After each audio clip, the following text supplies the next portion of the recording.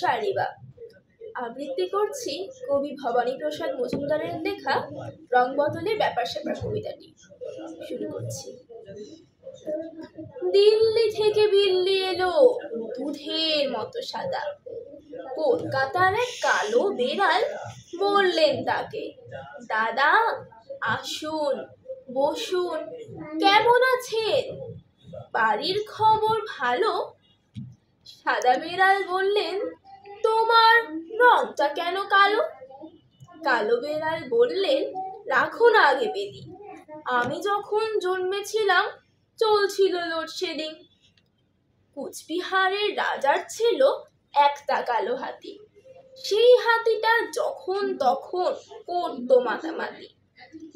একদিন তার কাণ্ড দেখে চমকে গেল পিলে, 5টা কাপড় কাঁচা সাবান ফেললো হাতি গিলে।